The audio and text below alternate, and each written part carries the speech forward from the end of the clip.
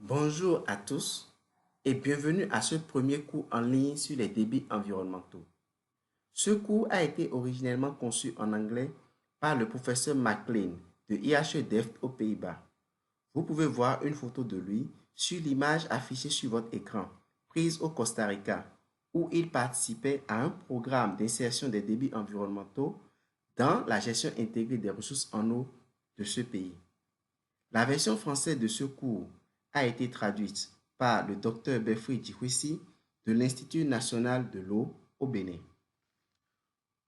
Nous commencerons en essayant de répondre à la question qu'est-ce qu'un débit environnemental? Il est important dès le départ pour nous de préciser ce que nous entendons par débit environnemental, encore appelé IFLO en abréviation. Malheureusement, il y a encore beaucoup de malentendus sur la définition des IFLO dans le monde. Et ces malentendus entraînent des confusions qui peuvent conduire à des désaccords, voire des conflits. Tout ceci contribue à ralentir les progrès vers la mise en œuvre des IFLO dans le monde. Une partie de la confusion à travers le monde est liée aux nombreux différents noms utilisés par les gestionnaires des ressources en eau pour désigner les débits environnementaux. Les gestionnaires australiens parlent d'eau pour l'environnement, tandis que les gestionnaires américains se réfèrent plus communément au débit réservé ou au débit de base. Les gestionnaires en Afrique australe et orientale utilisent le terme réserve, tandis que dans l'Union européenne, le terme préféré est le débit écologique. Les termes débit minimum, débit sanitaire ou débit de compensation sont encore largement utilisés, en particulier là où les lois et la législation n'ont pas été mises à jour depuis des décennies. Mais ce que ces termes ont tous en commun, c'est qu'ils se réfèrent à un débit destiné à résoudre un objectif d'utilisation de l'eau. L'eau pour l'environnement est l'eau réservée par la loi australienne à des fins environnementales. Les débits réservés sont établis dans la loi américaine pour atteindre des objectifs à la faune, aux loisirs et au paysage, tandis que le débit de base aquatique est lié aux objectifs de l'Agence américaine de l'environnement, de protection de l'environnement. La réserve est prescrite dans les lois de plusieurs pays africains pour répondre à la fois aux besoins humains fondamentaux et protéger les écosystèmes aquatiques. Et dans l'Union européenne, le débit écologique se réserve spécifiquement au débit nécessaire pour répondre aux exigences de la directive cadre de l'eau de l'Union européenne. D'autres termes sont liés à d'autres objectifs inscrits dans la législation et la politique de l'eau passée et présente. Ainsi, la définition des débits environnementaux varie en fonction du contexte de gestion dans lequel ils sont intégrés. Reconnaissons donc que les débits environnementaux sont un débit ou une allocation d'eau destinée à répondre à des objectifs de gestion spécifiques. Par conséquent, les IFLO sont une allocation d'eau ciblée comme beaucoup d'autres, tels que l'eau attribuée à l'agriculture, l'hydroélectricité, les usages industriels, etc.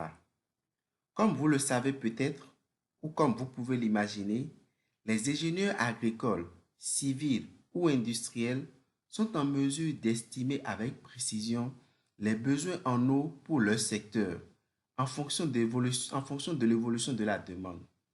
Et ils sont également capables d'expliquer et de quantifier les impacts que présente le fait de ne pas pouvoir recevoir l'eau dont ils ont besoin sur ces différents secteurs. Comme nous l'apprendrons dans ce cours, les meilleures pratiques en matière de détermination des débits permettent également d'estimer l'évolution des besoins en eau dans le temps et dans l'espace pour l'environnement et de décrire les conséquences environnementales du non-respect de ces besoins. Bien qu'il y ait une variabilité, Les objectifs les plus courants dans le monde pour l'attribution des débits concernent la vitalité et la fonction des écosystèmes aquatiques et riverains. Ces objectifs sont fixés par le gouvernement en fonction des intérêts, de la volonté des populations d'une juridiction donnée ou des accords entre pays tels que la Convention sur la biodiversité de 1993 ou les objectifs de développement durable de 2015. Dans des contextes juridiques et de gestion plus avancés, les e-flows sont également définis pour atteindre des objectifs de long gradient d'état écologique allant de bon, très bon à faible. Ces objectifs échelonnés sont également fixés en fonction des priorités publiques intégrées dans des systèmes de gestion plus larges. Nous en verrons un exemple plus tard dans ce cours. Les débits environnementaux font donc partie intégrante de la gestion intégrée des ressources en eau, encore appelée GIR. Ils sont en fait un outil de la GIR pour atteindre des objectifs spécifiques déterminés par la société. Dans les chapitres suivants, nous en apprendrons beaucoup plus sur les cadres sociaux, juridiques et institutionnels dans lesquels ces objectifs sont fixés et poursuivis. Nous découvrirons également les sciences biologiques, sociales sous-jacentes qui influencent le niveau de fonction écologique réalisable avec différents niveaux de débit. Nous découvrirons une série de mécanismes de mise en œuvre des e-flows. En général, ceux-ci peuvent être regroupés en deux catégories. Les mécanismes qui limitent les prélèvements et ceux qui nécessitent des lâchers spécifiques d'eau. Les deux peuvent également être combinés dans certains contextes. Les mécanismes qui limitent les prélèvements prédominent dans les situations où il n'y a pas de grande retenue ou de stockage d'eau. Ainsi, les débits disponibles dans les rivières fluctuent en réponse aux précipitations et au ruissellement, avec des modifications modestes dues au changement d'utilisation des terres ou à d'autres infrastructures hors rivière. Dans ces conditions, les écoulements sont déjà présents dans les rivières et peuvent être protégés en contrôlant les prélèvements avec des plafonds ou des allocations formelles de débit environnemental. Ces exigences de débit environnemental sont également définies dans le cadre de processus plus larges de planification d'allocation d'eau. Inversement, dans les situations où de grandes retenues exercent un contrôle dominant sur les régimes d'écoulement fluvial, il est nécessaire de prescrire des lâchers d'eau requis pour répondre aux exigences de débit en aval. Ces exigences de débit sont souvent fixées initialement dans le cadre d'une étude d'impact environnemental et social et sont ensuite révisées lors de la mise en œuvre dans un processus de gestion adaptative. La mise en œuvre peut se compliquer très rapidement dans le cas de grands barrages en cascade ou de demandes multiples. Mais comme nous allons le découvrir, il existe des approches pour faire face à cette complexité. Bien que j'ai souligné, et je continuerai de le souligner, que les débits environnementaux sont un outil de gestion faisant partie intégrante des outils de la GIR et que la définition varie donc en fonction du contexte de gestion, il faut également prendre du recul et examiner les débits environnementaux dans une perspective plus universelle. Il y a plus de 10 ans, en 2007, des scientifiques et des praticiens des débits environnementaux se sont réunis pour la première fois à Brisbane, en Australie, pour une conférence visant à examiner l'état des e-flows dans le monde. À la suite de ce rassemblement, ils ont publié une déclaration résumant les principales conclusions de la conférence et présenté un programme d'action pour la communauté internationale des e-flows. Vous avez lu cette déclaration au cours de la première semaine de cours ainsi qu'une mise à jour de ce que nous avons appris au cours de la décennie qui a suivi. Le lien est disponible sur la diapositive. En ce moment-là, c'est-à-dire en 2007, la communauté a également pris la décision audacieuse d'articuler une définition consensuelle des e-flows, qui était la suivante. Les débits environnementaux décrivent la quantité, le timing et la qualité des débits d'eau nécessaires pour soutenir les écosystèmes d'eau douce et estuariens et les êtres dépendants de ces écosystèmes. Ceci, dois-je le reconnaître, est une bonne définition. Cette définition indique clairement que les e-flows décrivent un régime d'écoulement composé de la qualité, du moment et de la qualité des écoulements d'eau. Elle explique que les e-flows s'appliquent à la fois au système d'eau douce et estuarienne et confirme que les e-flows sont établis pour le bénéfice des humains, de leurs moyens de subsistance et de leur bien-être. Ces bénéfices humains des e-flows sont liés aux besoins quotidiens des personnes dépendant des services écosystémiques fluviaux tels que les communautés de pêcheurs, ainsi qu'aux bénéfices pour les sociétés hautement développées qui souhaitent léguer aux générations futures un monde encore abondant en espèces et en écosystèmes sains. Cette définition est cependant plutôt académique et ne peut pas vous être particulièrement utile dans votre contexte de gestion, mais il est important de la noter car elle guide et motive une communauté internationale de chercheurs à étudier les processus et à lier les débits écologiques aux avantages humains. Elle sert également de bonne norme internationale qui peut être personnalisée en fonction des contextes de gestion individuelle. Je voudrais maintenant vous présenter quelques-uns des exemples les plus importants des e-flows définis et appliqués dans la gestion de différentes régions et contextes. Commençons par l'Europe, où en 2000, la directive cadre européenne sur l'eau a obligé toutes les nations européennes à atteindre ou à progresser vers l'atteinte d'un bon état écologique de leurs eaux de surface. Il s'agissait d'un objectif ambitieux pour une région très développée qui, pendant plus d'un siècle, avait mis l'accent sur le développement économique plutôt que sur toute forme de bien-être humain fondé sur les écosystèmes. Et les débits environnementaux n'apparaissaient pas explicitement dans le texte original de la directive, bien que beaucoup aient noté que les e-flows étaient une exigence implicite pour atteindre les objectifs de la directive. Ce n'est qu'en 2015 que des orientations spécifiques sur les e-flows ont été adoptées et comme vous le voyez à l'écran, la définition était étroitement concentrée sur les débits nécessaires pour l'atteinte des objectifs de la directive.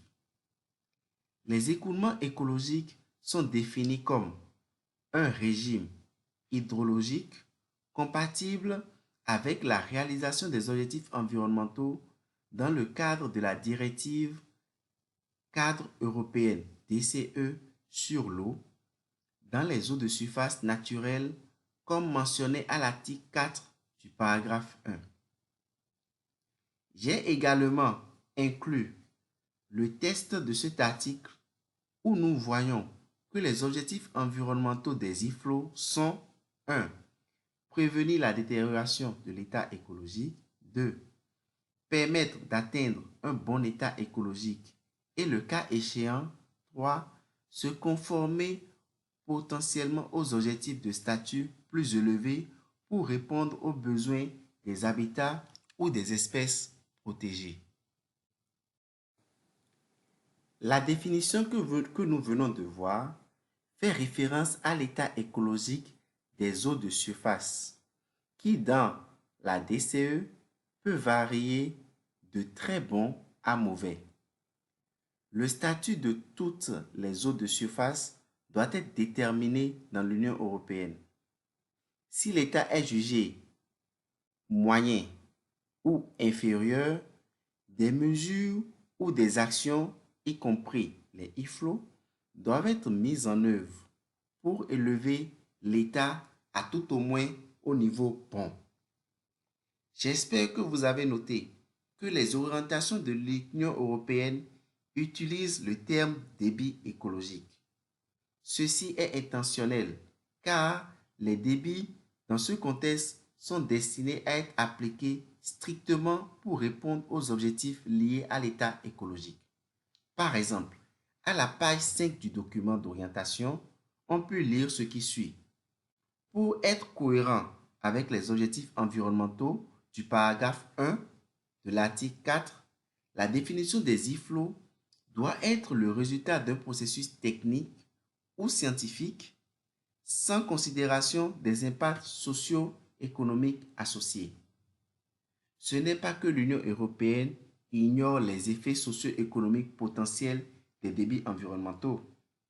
Cette focalisation nette sur les processus techniques et scientifiques vise plutôt à garantir que les débits ont la plus grande probabilité d'atteindre les objectifs environnementaux prévus, c'est-à-dire l'état écologique, le bon état écologique. Dans le contexte plus large de la gestion de l'eau au sein de la directive, il existe des processus permettant de pondérer les coûts et les avantages et de déterminer définitivement quel état écologique est réalisable. Et il y a des conditions dans lesquelles l'état écologique d'une eau de surface peut rester inférieur à l'état bon. Mais cette décision ne devrait pas influencer le processus technique, scientifique de détermination des niveaux d'écoulement écologique requis pour atteindre un bon état écologique. Prenez un moment pour y réfléchir. C'est une illustration d'une application. Prenez un moment pour y réfléchir. C'est une bonne illustration d'une application précise et objective des IFLO, explicitement intégrée dans un processus de gestion plus large. Nous verrons tout au long de ce cours que la combinaison d'une approche IFLO adaptée aux besoins et qui est correctement intégrée dans les processus plus larges de gestion est essentielle pour la mise en œuvre des débits environnementaux. Un autre exemple marquant est celui de l'Afrique du Sud. L'adoption de la loi sur l'eau de 1998 en Afrique du Sud est reconnue comme un moment décisif où les IFLO ont été officiellement reconnus dans la loi nationale sur l'eau et ont reçu le niveau de priorité le plus élevé dans l'allocation de l'eau. L'approche consistant à combiner les débits nécessaires pour protéger les écosystèmes aquatiques avec ceux nécessaires pour répondre aux besoins humains fondamentaux était tout aussi innovante. Ce débit combiné, appelé réserve, reconnaît les besoins des personnes qui continuent de dépendre de la disponibilité naturelle de l'eau plutôt que de l'eau qui leur est fournie par les services publics ruraux et urbains. Il convient de noter que, comme l'Europe, l'Afrique du Sud dispose également d'un système de classification de l'état écologique des eaux de surface et utilise également l'état dans lequel se trouve la ressource pour déterminer les mesures et des actions visant à préserver ou à restaurer l'état écologique. Mais au cours des 2 dernières décennies qui se sont écoulées depuis l'adoption de la loi sud-africaine sur l'eau, la mise en œuvre de la réserve s'est avérée extrêmement difficile. Cependant, il faut reconnaître que l'approche et les principes de base ont influencé la réforme des lois sur l'eau de plusieurs pays d'Afrique australe et orientale. Et tous ces pays travaillent maintenant à traduire l'intention de la loi en application sur le terrain. Nous explorerons ces processus plus en détail dans les chapitres à suivre. À l'échelle de bassins versants, l'exemple le plus important de la science, de la politique et de la pratique des e-flows est peut-être celui du bassin de la rivière Murray-Darling en Australie. Nous explorerons de nombreux aspects des e-flows dans ce bassin tout au long de ce cours. Mais pour le moment, j'aimerais attirer votre attention sur le soin extrême apporté dans le plan de gestion du bassin pour décrire l'eau environnementale ou l'eau pour l'environnement, qui est le terme utilisé pour les e-flows en Australie. En fait, le plan de gestion évite toute définition explicite de l'eau environnementale et se réfère plutôt à la quantité d'eau nécessaire pour soutenir les fonctions écologiques et les atouts environnementaux qui peuvent être gérés avec l'eau environnementale. Cet accent mis sur l'application de la gestion est également présent dans la définition proposée par l'une des autorités de gestion du bassin versant. Dans un bassin où l'eau est très demandée par tant d'utilisateurs, il est essentiel que les gestionnaires environnementaux de l'eau montrent qu'il existe des objectifs et un but clair pour l'eau allouée à l'environnement et que seule la quantité d'eau nécessaire sera prélevée pour répondre à ces objectifs environnementaux. Par rapport à d'autres bassins, des progrès considérables ont été réalisés dans le Murray-Darling pour sécuriser des volumes d'eau environnementale. Mais le processus a été très controversé et il y a de nombreuses leçons à tirer de ce cas. Aux États-Unis, les ressources en eau sont gérées au niveau des États. Il existe donc de nombreux exemples de définition et d'approches de gestion des débits environnementaux. Sans surprise, la question des e-flows est particulièrement importante dans les États de l'Ouest, les plus arides du pays. Nous en verrons des exemples tout au long de ce cours. Mais pour le moment, permettez-moi de souligner que c'est uniquement l'État de Texas qui a profondément réformé son approche de débits environnementaux au cours des 2 dernières décennies. La définition des e-flows telle que contenue dans le Texas Water Code est affichée à l'écran. Cette définition est formulée pour se conformer au contenu d'une directive du Sénat de l'État de 2001 qui ordonnait que l'autorité de l'eau du Texas, qui ordonnait à l'autorité de l'eau du Texas d'établir conjointement et de maintenir en permanence un programme de collecte et d'évaluation des données sur les débits réservés et de mener des études et des analyses pour déterminer les méthodes appropriées pour déterminer les conditions d'écoulement dans les rivières et les cours d'eau de l'État nécessaires pour soutenir un environnement écologique sain. Nous voyons la terminologie d'un environnement écologique sain apparaître dans le code de l'eau.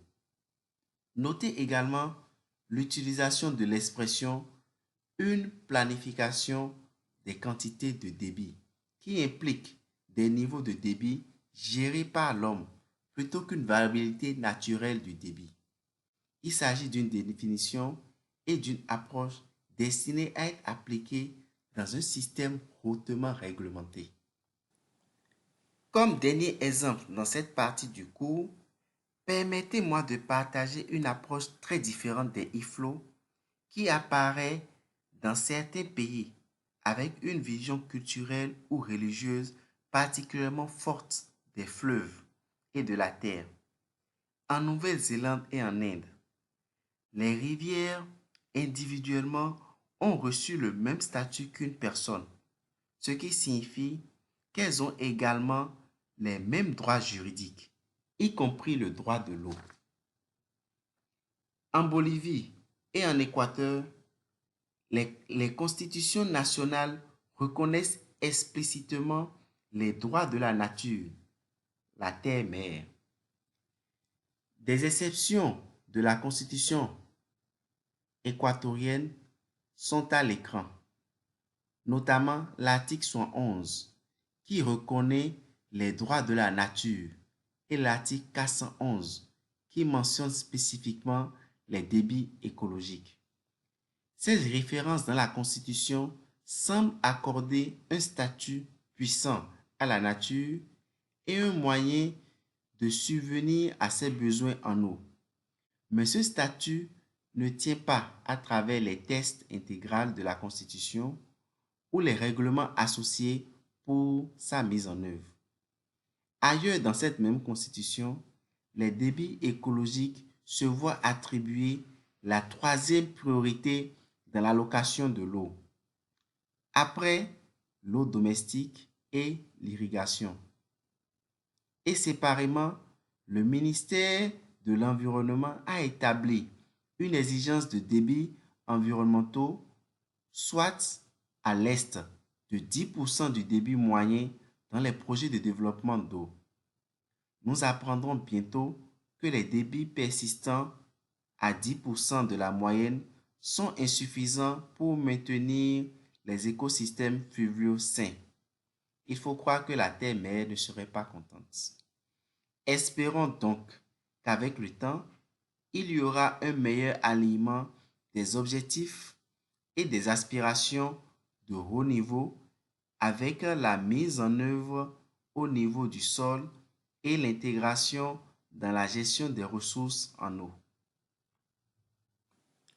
Trois messages importants sont à retenir pour cette section. Les débits environnementaux sont un outil pour atteindre des objectifs de gestion de l'eau. Les objectifs les plus courants concernent le maintien des écosystèmes et des services qu'ils fournissent aux populations. La définition des IFLO légalement exécutoires sont soigneusement alignés sur les lois réglementaires pertinentes et s'intègrent dans les mécanismes de gestion locaux. Ces points seront notre compréhension commune et notre point de départ pour explorer plus en profondeur les débits dans les unités à venir.